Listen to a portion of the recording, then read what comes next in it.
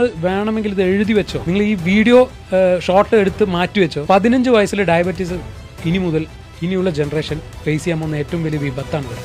ബിസ്ക്കറ്റിന്റെ പാക്കറ്റിൽ ഒരു 10 രൂപന്റെ ബിസ്ക്കറ്റിന്റെ പാക്കറ്റ് എന്ന് വെക്കാം, അതിനകത്തൊരു 10 ബിസ്ക്കറ്റ് ഉണ്ടെന്ന് തന്നെ വെച്ചോളൂ. അതിനകത്ത് ഇന്നൊരു കുട്ടിക്ക് ആ പാക്കറ്റ് കൊടുത്താൽ അവനത് കാലിയാക്കില്ല. അത് ഉണ്ടാക്കിയ കമ്പനി പറഞ്ഞിരിക്കുന്ന സെർവിങ് സൈസ് 2 ബിസ്ക്കറ്റാണ്. 10 ബിസ്ക്കറ്റിൽ അത് 5 പേർക്കുള്ള 10 രൂപന്റെ 10 ബിസ്ക്കറ്റ് എന്ന് പറയുന്നത് 5 പേർക്ക് കഴിക്കേണ്ട പാക്കറ്റാണ്. നമ്മളത് ഇന്നൊരു കുട്ടി കൺസ്യൂം ചെയ്യുന്നത് അത് മുഴുവൻ കൺസ്യൂം, കുട്ടി വേണ്ട നമ്മൾ കൺസ്യൂം ചെയ്യില്ലേ ഫുള്ളായിട്ട്.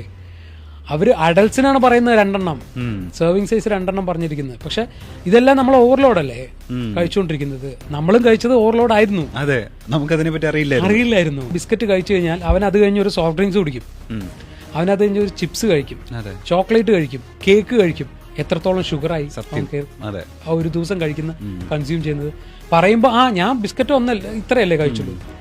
കഴിക്കുന്ന ഫുഡ് മാത്രം അവർ നോക്കുന്നുള്ളൂ, എത്ര കാറ്റഗറി ഉണ്ടെന്ന് നോക്കുന്നില്ല. അപ്പൊ അത്രയധികം ഷുഗർ. നിങ്ങൾ വേണമെങ്കിൽ ഇത് എഴുതി വെച്ചോ, നിങ്ങൾ ഈ വീഡിയോ ഷോർട്ട് എടുത്ത് മാറ്റി വെച്ചോ.